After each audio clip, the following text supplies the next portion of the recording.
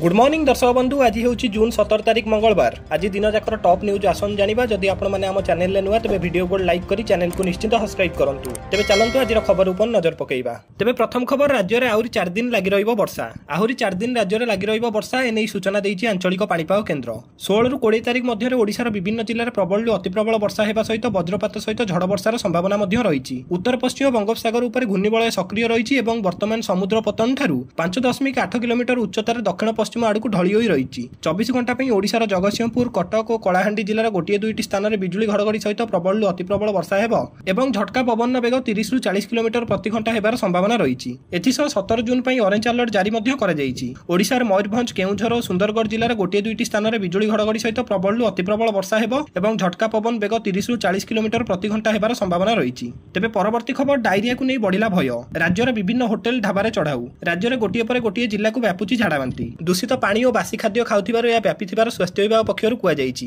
एथिपई राज्यर विभिन्न स्थान में होटेल, ढाबा, फास्टफुड दुकान में रेड चलीछि। केन्द्रापड़ा, जाजपुर, भुवनेश्वर सबुठी रेड करा जाउछि। केन्द्रापड़ा खाद्य सुरक्षा विभाग चढ़ाऊ करछि। डेराबिसी ब्लॉक एंडर पंचायत दुईटी गाँव में झाड़ाबांती व्यापिया पर चढ़ाऊ करा जाइछि। खाद्य निरीक्षक 4 जणिया टीम चढ़ाऊ रे शामिल अछंती। जाजपुर रे मध्य चढ़ाऊ जारी रहिछि। जाजपुर रोड रे बड़ बड़ होटेल और पानीय जल प्रस्तुतिकारी फैक्ट्री उपर चढ़ाऊ करा जाइछि। सेहिपरि राजधानी मध्य बीएमसी खाद्य सुरक्षा अधिकारी चढ़ाऊ करछंती। जदिओ भुवनेश्वर रे एपर्यंत भी जणे भी डायरिया आक्रांत होइनांती, तथापि सतर्कमूलक पदक्षेप स्वरूप सम हॉस्पिटल छक निकट में थिबा होटेल में चढ़ाऊ कर फ्रिज रु माछ और खाद्य मिशुवा रंग जबत करछंती अधिकारी। तेबे परवर्ती खबर, ईरान उपर इजराइल आक्रमण। ईरान उपर इजराइल आक्रमण को 72 घंटा पूरीछि। एही आक्रमण में वर्तमान सुधा 406 जन ईरान नागरिक मृत्यु घटिया बेले 465 जन लोक गुरुतर होइछंती। सेहिपरि ईरान आक्रमण में एपर्यंत 16 इजराइल नागरिकଙ୍କର मृत्यु होइछि एवं 12 जन गुरुतर होइछंती। इजराइल आक्रमण में एपर्यंत जाय 224 जनकर मृत्यु घटिछि। मृतकଙ୍କ मध्यरु अधिक नागरिक अछंती। इजराइल दाबी करछि जे गत 24 घंटा मध्य तांको देश और तेहनार मध्य एक वायु कॉरिडोर सृष्टि करिछि।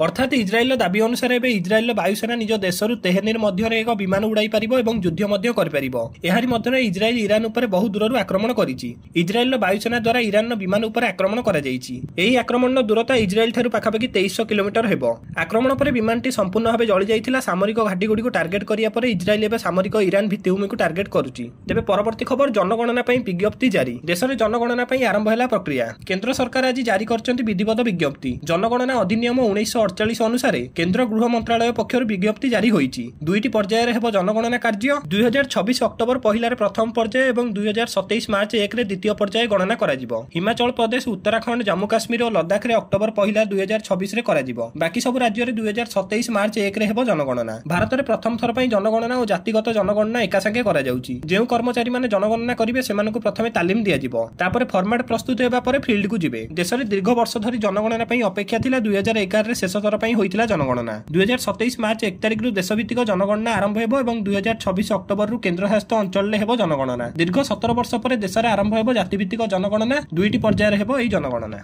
तेबे परवर्ती खबर, बढ़िला छुट्टी। 18 परिवर्ते 20 रे खोलिबो स्कूल। तेबे 20 तारिख रे खोलिबो सब स्कूल। 18 परिवर्ते 20 तारिख रे स्कूल खोलिबा नै विद्यालय और गणशिक्षा विभाग पक्षरु निर्देश दिया जाइछि। एनै सब जिल्लार शिक्षाधिकारी को चिठी करा जाइछि। स्कूल खोलिबा परे पुणी मिलिबो मध्याह्न भोजन। स्कूल रे पिलांकु मध्याह्न भोजन ने मिलिबो भल खाद्य। जेमिति स्वास्थ्यकर परिवेश भितर उत्तम खाद्य मिलिबो ता उपर गुरुत्व दैछन्ती सरकार। एनै विद्यालय और गणशिक्षा विभाग सब जिला शिक्षाधिकारी को चिठी करछन्ती। स्कूल रे पिलांक मिड डे मील को नै अनेक समय रे अभियोग होइथाय। केउटी पानिया डाली कथा उठे तो आ केउटी पोकरा चाउल भात कथा आसे। एहाकु रोकिया पई सरकार एबे बड़ पदक्षेप नैछन्ती। एनै विद्यालय और गणशिक्षा विभाग सब जिला शिक्षा अधिकारी को चिठी करी जणाइछन्ती। स्कूल खोलिया पूर्व रोषेई स्थान परिष्कार करिबा सहित मान परीक्षा पई रेजिस्ट्रेशन रखिया को निर्देश दैछन्ती गणशिक्षा विभाग। विशेष करी मध्याह्न भोजन मान परखिबे अभिभावक। रोषेई सामग्री जांच करिवे प्रधान शिक्षक, जिला शिक्षा अधिकारी और ब्लॉक शिक्षा अधिकारी करिवे बैठक। स्कूल रे रहिबे मान परीक्षण रेजिस्टर। स्कूल खोलिया पूर्व रोषेई स्थान परिष्कार एवं मध्याह्न भोजन वंचित हेबेनी कौनसी छात्र छात्री। सरकार को एभली पदक्षेप स्वागत करछन्ती अभिभावक। तेबे परवर्ती खबर, कटक शिशु भवन डाक्टर को नारे संगीन अभियोग। कटक शिशु भवन जने डाक्टर को नारे आसिला संगीन अभियोग। गोटे शिशुर एक घरोई डाक्तरखाना रे ऑपरेशन पर तार मृत्यु होइतिबार अभियोगर खबर आछि। एपरिक शिशु भवन ने सेही डाक्टर जनक रोगीर ना थिबा स्वास्थ्य बीमा कार्ड रु टंका हड़प करथिबार अभियोग करचंती परिवार लोक। एनै गतकाली कटकर लालबाग थाना रे लिखित अभियोग करथिले। एहा परे पुलिस घटनार तदंत आरंभ करछि। गत मास 28 तारिख रे शिशु भवन ने भर्ती करा जाइथिला। एहा परे आउटडोर रे जने डाक्टर चिकित्सा करिबा सहित औषध दैथिले। अस्त्रोपचार रे शिशु भवन ने होई परिबनी बोली संपृक्त डाक्टर कहिथिले। କରିଥିଲେ। ଜୁନ୍ 9 ତାରିଖରେ ଚାନ୍ଦିନୀ ଚୌକରେ ଥିବା ଏକ ଘରୋଇ ଡାକ୍ତରଖାନାକୁ ଅଣାଯାଇଥିଲା। ସେଦିନ ସନ୍ଧ୍ୟାରେ ଶିଶୁକୁ ଆଣିବା ପରେ ସେଠାରେ ଅସ୍ତ୍ରୋପଚାର ହୋଇଥିଲା। ତେବେ ଅସ୍ତ୍ରୋପଚାର ପରେ ଶିଶୁଟିର ମୃତ୍ୟୁ ହୋଇଥିବାର ଜଣାପଡ଼ିଛି। ତେବେ ପରବର୍ତ୍ତୀ ଖବର ଜାଜପୁରରେ ଆଜି ସକାଳୁ 14 ନୂଆ ଆକ୍ରାନ୍ତ ଚିହ୍ନଟ। ରାଜ୍ୟରେ ସ୍ଥିତି ସଙ୍ଗୀନ କରୁଛି ଡାଇରିଆ। ଯାଜପୁର ଜିଲ୍ଲାରେ ଆଜି ସକାଳୁ 14ଟି ନୂଆ ଆକ୍ରାନ୍ତ ଚିହ୍ନଟ ହୋଇଛନ୍ତି। ଆଜି ଗ୍ରାଉଣ୍ଡ ଜିରୋକୁ ଯାଇ ସ୍ଥିତି ସମୀକ୍ଷା କରିବେ ସ୍ୱାସ୍ଥ୍ୟ ସଚିବ। ଯାଜପୁର, କେନ୍ଦ୍ରାପଡ଼ା, କଟକ, ଭଦ୍ରକ, କେଉଁଝର ଓ ଢେଙ୍କାନାଳର ଏହି 6ଟି ଜିଲ୍ଲାରେ ପ୍ରତିଦିନ ଡାଇରିଆ ଆକ୍ରାନ୍ତ ହୋଇ ମେଡିକାଲରେ ଭର୍ତ୍ତି ହେଉଛନ୍ତି ଲୋକ। ସବୁଠୁ ଅଧିକ ପ୍ରଭାବିତ ହୋଇଛି ଯାଜପୁର ଜିଲ୍ଲା। ଯାଜପୁରର ଅନେକ ବ୍ଲକରେ ଡାଇରିଆ ସଂକ୍ରମିତଙ୍କ ସଂଖ୍ୟା ବଢ଼ି ଚାଲିଛି। ଡାକ୍ତରଖାନାରେ ପାଖାପାଖି 300 ରୋଗୀ ଚିକିତ୍ସିତ ହେଉଛନ୍ତି। 11ଟି କଲେରା ମଧ୍ୟ ଚିହ୍ନଟ ହୋଇଛି। 200ରୁ ଅଧିକ ସାମ୍ପଲ ପରୀକ୍ଷା ପାଇଁ ଯାଇଛି। ଦୂଷିତ ପାଣି ଯୋଗୁଁ ଡାଇରିଆ ରୋଗୀଙ୍କ ସଂଖ୍ୟା ବଢୁଥିବାର କୁହାଯାଉଛି। ଭଦ୍ରକରେ ଧାମନଗରରେ 10 ଜଣ ଆକ୍ରାନ୍ତ ମେଡିକାଲରେ ଭର୍ତ୍ତି ହୋଇଛନ୍ତି। କେନ୍ଦ୍ରାପଡ଼ା ଜିଲ୍ଲା ଏଣ୍ଡର ପଞ୍ଚାୟତର ଆଉ ଏକ ଗାଁକୁ ବ୍ୟାପୁଛି ଡାଇରିଆ। ଗତକାଲି ଶ୍ୟାମସୁନ୍ଦରପୁରରେ ହୋଇଥିବା ବେଳେ ତା ପାଖ ଗାଁରେ ନୀଳକଣ୍ଠପୁରରେ କିଛି ଲୋକ ଝାଡାବାନ୍ତିରେ ଆକ୍ରାନ୍ତ ହୋଇଛନ୍ତି। ଢେଙ୍କାନାଳ ଜିଲ୍ଲାର ଭୁବନରୁ 30ରୁ ଅଧିକ ଝାଡାବାନ୍ତିରେ ଆକ୍ରାନ୍ତ ହୋଇଛନ୍ତି। ଗତକାଲି ସ୍ୱାସ୍ଥ୍ୟମନ୍ତ୍ରୀ ମୁକେଶ ମହାଲିଙ୍ଗ ଏବଂ 14 ଜଣିଆ କେନ୍ଦ୍ରୀୟ ଟିମ୍ ଯାଜପୁର ଜିଲ୍ଲା ଯାଇ ସ୍ଥିତିର ଅନୁଧ୍ୟାନ କରିଥିଲେ। ବିଭିନ୍ନ ମେଡିକାଲକୁ ଯାଇ ଡାକ୍ତର ଓ ଆକ୍ରାନ୍ତଙ୍କ ସହିତ ଆଲୋଚନା କରିଥିଲେ ମୁକେଶ ମହାଲିଙ୍ଗ।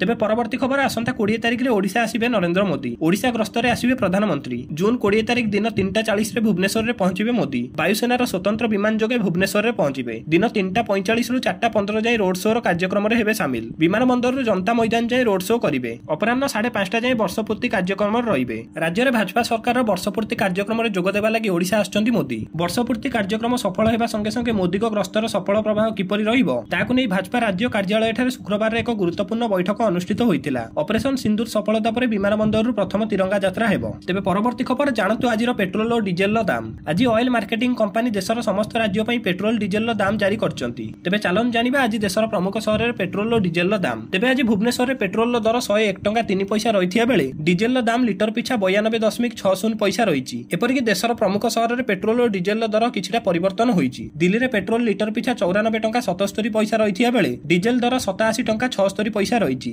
ମୁମ୍ବାଇରେ ପେଟ୍ରୋଲର ଲିଟର ପିଛା 103 ଟଙ୍କା 50 ପଇସା ରହିଥିବା ବେଳେ ଡିଜେଲ ଲିଟର ପିଛା 90 ଟଙ୍କା 3 ପଇସା ରହିଛି। ସେହିପରି କୋଲକାତାରେ ପେଟ୍ରୋଲ ଦର 105 ଟଙ୍କା 41 ପଇସା ରହିଥିବା ବେଳେ ଡିଜେଲ ଦର ରହିଛି 92 ଟଙ୍କା 2 ପଇସା। ତେବେ ଚେନ୍ନାଇରେ ପେଟ୍ରୋଲ ଦର 100 ଟଙ୍କା 80 ପଇସା ରହିଥିବା ବେଳେ ଡିଜେଲର ଦାମ ରହିଛି 92 ଟଙ୍କା 39 ପଇସା।